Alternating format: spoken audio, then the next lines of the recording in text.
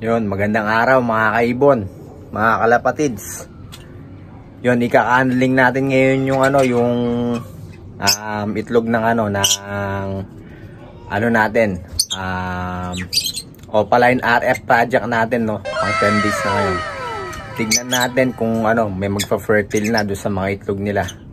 Tapos papakita ko na rin sa inyo guys yung mga nasayang nating itlog ngayong nung last clutch, no. Sa apat na breeder natin. Papakita ko sa inyo yung mga itlog. Nandito pa hindi ko pa naitatapon. Tara.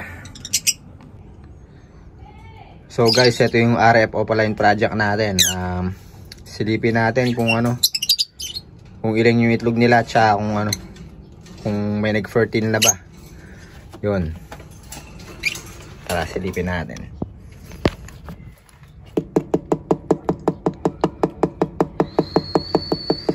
Labasin muna natin yung ibon natin dito. Ayun, lumabas na yung hen natin tsaka yung cock. So may tatlong itlog guys. Yun, fertile yung isa. Yung dalawa fertile, yung isa hindi fertile. So yun guys, no. Sa wakas, tatlong itlog. Dalawa yung nag-fertile dito sa RF Opaline project natin, no. Sana all. Yun, sana makachamba tayo. No? Yun. Napakagandang blessings guys. Napakagandang balita.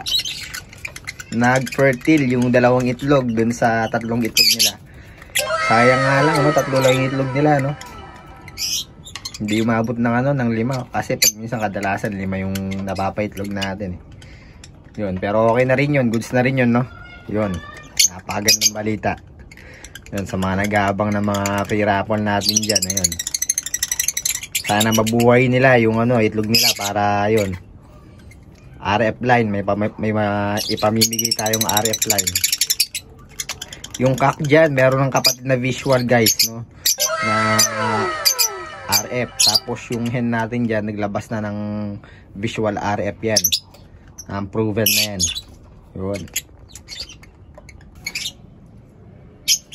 Tapos guys, ito nga pala yung mga itlog na sinasabi ko, yung mga nasayang nung nakarang clutch natin, no, sa 4 na breeder lang yan.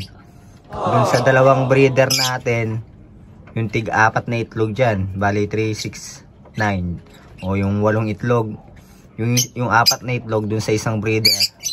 Dun sa Opa Pale Follow project natin, wala nag-fertile. Tapos yung 4 na isa dun sa RF Opaline project natin, wala nag-fertile kahit isa. Yun. Tapos yung isa dito sa sa Opa Lutino project natin. Actually 10 yan eh. Yung isa bigla na lang nawala dun sa nest box eh. Yung yung hindi nag-fertile dun sa isang natin.